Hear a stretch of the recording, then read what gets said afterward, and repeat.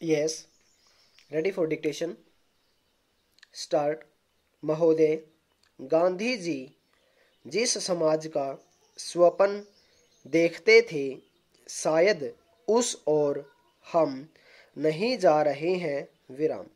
विनोबा जी के आंदोलन से कुछ कुछ लगता है कि हम भी उस ओर जा सकते हैं, पर और जितनी चीज़ें हमारे देश में हो रही हैं वे विपरीत देखने में आ रही हैं और हम उनकी ओर ही जा रहे हैं। विराम। मैं तो यही चाहूँगा कि आप इन सब चीज़ों को भली प्रकार से देखें और समझें।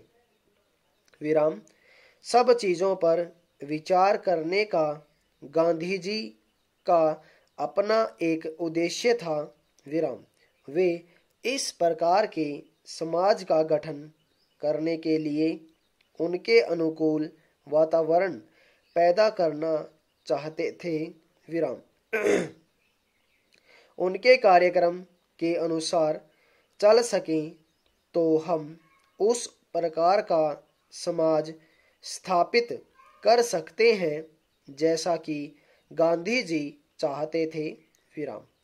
परंतु यदि हम उनके बताए हुए रास्ते से विपरीत ही चलें तो उसका परिणाम वह नहीं हो सकता जैसा वे चाहते थे। विराम पहरा।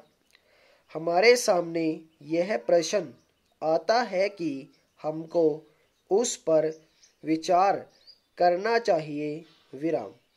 हो सकता है कि परिस्थिति इतनी प्रतिकूल हो कि हम चाहे कुछ भी करें, उससे हम उस परिस्थिति को नहीं बदल सकते। विराम। परंतु इसका अर्थ यह भी तो नहीं हो सकता कि हम प्रयोग करना ही छोड़ दें। विराम।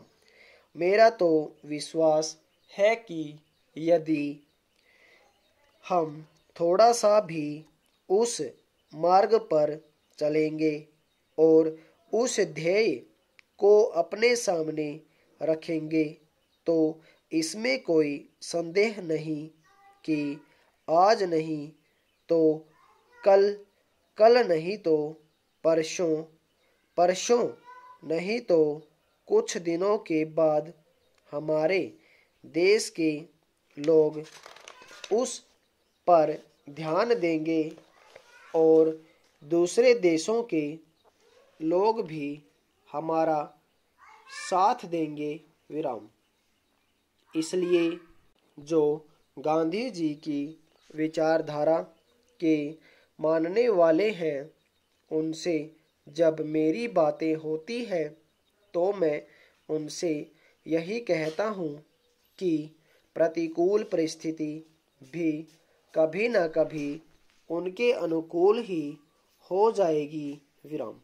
कौन यह कह सकता था कि हम इतनी जल्दी या इतनी आसानी से स्वराज्य पा सकेंगे। विराम।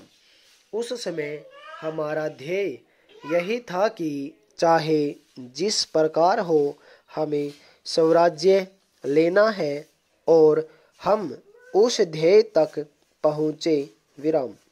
हमको समझना चाहिए कि आज की परिस्थिति न तो उतनी प्रतिकूल है और न कभी हो सकती है जितनी कि गांधी जी के दिनों में थी। विराम। जब उन्होंने काम आरंभ किया, आज भले ही चारों ओर कठिनाइयाँ और संकट देखने में आए तो भी हमें उसी विश्वास के साथ आगे बढ़ना है। विराम। मैं आशा करता हूँ कि अपने चरखा चलाकर आज जो काम आरंभ किया है तथा विनोबा जी सारे देश में भूदान का जो काम कर रहे हैं और अब उन्होंने कूपदान की बात जो उठाई है, हम सभी स्थानों के लोग अपना अपना सहयोग देकर इस कार्य को आगे बढ़ाते जाएंगे, जो बाद को एक बड़ी नदी का रूप धारण कर लेगी। विराम। ईश्वर की कृपा हुई तो उस नदी में एक बाढ़ भी आ सकती है। विराम। उस बाढ़ की आशा में हमें इन छोटी छोटी नालियों में अपनी अपनी बूंद डालने का प्रयत्न करते रहना चाहिए। विराम।